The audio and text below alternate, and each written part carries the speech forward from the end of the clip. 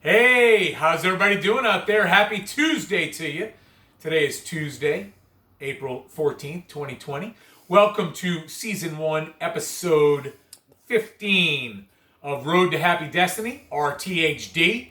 I am Coach Bear with Dan the Man, our cameraman slash producer.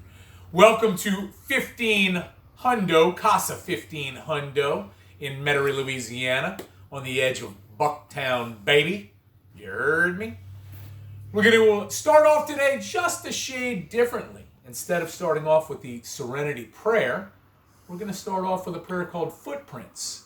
Many of you may have seen this prayer before or read this prayer before. Might have seen it on pictures on walls, and I've seen them in offices and things like that. But it's a great prayer, and if you hadn't heard it in a while, then let's get right to it. I'm going to actually put this on the cross wall, I think. That's what I might do. All right, and also, if anybody wants to add to the cross wall, just let me know. Give me a shout.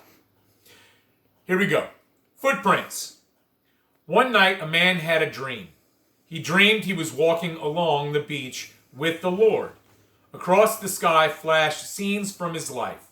For each scene, he noticed two sets of footprints in the sand.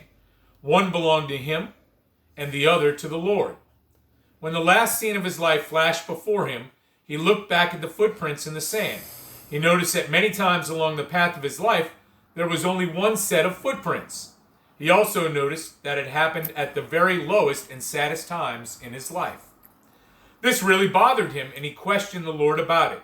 Lord, you said that once I decided to follow you, you'd walk with me all the way. But I have noticed that during the most troublesome times in my life, there is only one set of footprints. I don't understand why when I needed you most, you would leave me. The Lord replied, My precious, precious child, I love you and I would never leave you. During your times of trial and suffering, when you see only one set of footprints, it was then that I carried you. I think that's very nice. And I wanted to start off with that today. I came across it earlier today and said, let me read this on RTHD today. So anyway, want to start off with a couple of thoughts. And the second thought's going to lead me right into today's topic. And once again, this is just happening. I mean, I can't make this up. I went to a meeting this morning and heard about this particular topic. And then one of the thoughts for the day has this word in it. That must mean, hey, Coach Bear, you're going to speak about this today. And you know what I say? I say giddy up to that. All right, a couple of thoughts from my cousin who sends me this each morning, or these each morning. When we look for the best in others, we somehow bring out the best in ourselves. And you know, this actually is going to tie in a little bit to today's topic. So keep that thought in mind. Okay, when we look for the best in others, we somehow bring out the best in ourselves. This next one's good because it's from a famous coach, John Wooden. Many of you old school people have definitely heard of John Wooden. Anyway, this quote is from him. And you kids out there, you might want to research John Wooden, one of the greatest basketball coaches of all time. A good coach is someone who can give correction without causing resentment. And the word resentment is what we're going to focus on today. And so I thought that was kind of fitting that my cousin sent me this. And from a coach, I'm a coach. Now, I can't say by this thought I may not have been a good coach, because I'm sure my players ran a lot for me. And I'm sure they had a lot of resentment about that. So maybe I wasn't a good coach. And that's okay. Maybe I'm not a good coach. I'm okay with that. Worried about what I'm doing today. And today, I'm following my routine. And right now, I'm working on this video. All right. Resentment is our topic. So let's go over a quick definition of resentment. Resentment is bitter indignation at having been treated unfairly. Now, before we dive into that, here's the key. At having been treated unfairly. Now, were we really treated unfairly, or were we treated unfairly in our minds? Okay? That's something we got to think about as we talk about this topic. Resentment has been described as a mixture of disappointment, disgust, anger, fear. You know, one or two or three or all of those mixed together. And in a reading I heard earlier today that talked about resentment in the meeting that I attended, I've got a few things I want to read from that. I don't have any books behind me, so today's not like yesterday. We did a decent amount of readings yesterday. Just want to read a couple of sentences, and then we're going to dive into resentment. Resentment is a huge factor in fostering many forms of spiritual disease, which can cause us to be spiritually sick. Right now, this journey for me, I am trying to become more spiritually fit. I have had resentments in my life. In the last couple of years, I've had a lot of resentments. And they have led me to be spiritually sick. And I am trying to work through these things. I have mentioned a few of these things in previous episodes. But it's keeping me from becoming spiritually well. So I need to learn how to deal with these resentments and figure this out. When I continue to relive my old hurt, it is a resentment. And resentments bar sunlight from my soul. I love this. When I continue to relive my old hurt. I've talked about the last 2.5, 3 years of my life having been changed drastically. And I continue to relive that. And I particularly relive that at the beginning of football season, because that part of my life, I was working my own football program that I began with the help of a couple of other great gentlemen, and many a great dad that helped us along the way. And, you know, I continue to relive the fact that it's no longer a part of my life. And that is blocking the sunlight from my soul. So this is why I'm doing these videos. Things like this are coming up, and I need to get it out. I must let go of resentments. I can't afford them. That speaks to me very clearly. I've got to let go of resentments. And it could be a little resentment. It could be a big resentment. And I'm going to tell you a couple of quick stories or examples for me. Resentments, as we all know, are a mixture of those emotions I went over. And, you know, a resentment can be over a small thing, a medium thing, a big thing.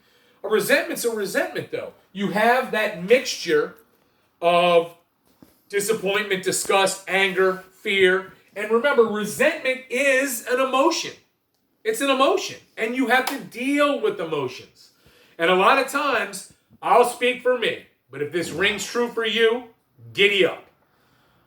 A lot of times, these emotions, they flood you, okay? And the first thing that I do is look for why that person caused me the resentment.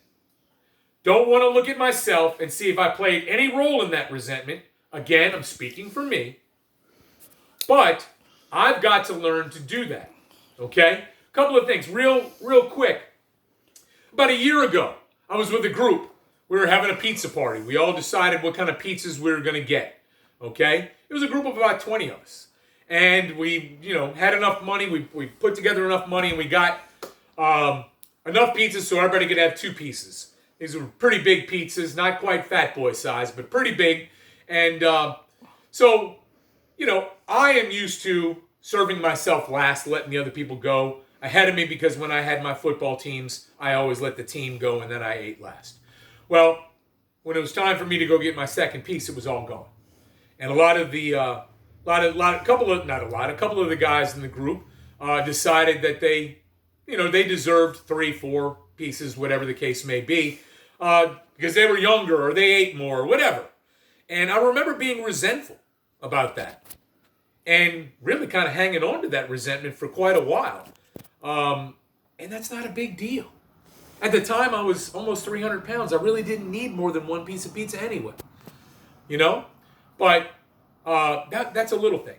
You know, and I'll touch back on the resentment from a few years back when I resigned, was asked to resign from my position at a school that I had been at for 12 and a half years and started a football program. And, you know, boy, for these last 2.5 years, I have blamed a lot of different people. Me, personally, I've blamed a lot of different people. And about a year ago, I started to finally start looking at my role. And before, I had never really investigated that. And over this last year, I've kind of looked deeper into my role. And I'm starting to become free of that, which is amazing because I gave it, I'm never going to get over this. And through the process of the last year, through this last month or so, through the last week or so, week and a half or 2 weeks, however long it's been for these videos, I'm learning to deal with resentments so much better. And better is that I'm dealing with them on the spot. So obviously some things have come up in the last month. You know, I'm unemployed. I have no income. We are all dealing with the coronavirus, you know, and, you know, I'm sure we have resentments towards that because of our lives being turned upside down. So the thing I've really learned to embrace about resentments is this. One, I need to start with my role. What is my role? Or what was my role? Two, once I identify my role, I need to forgive myself. Forgiveness is the key to the kingdom. And then through that, I can start to, you know, get over the resentment, forgive others, whatever I need to do to put that out of me. All right. I think I'm running out of time, so I'm going to end with the serenity prayer. I hope today's message was good for you. I know this. It helped me out tremendously, so thank you for letting me talk about this. Let's just do the short version of the serenity prayer, and we'll do the we version. God, grant us the serenity to accept the things we cannot change, the courage to change the things we can, and the wisdom to know the difference. Hey, win the day, live for this 24 hours, work on resentments, make a gratitude list, and always forgive yourself. Have a great day. Peace.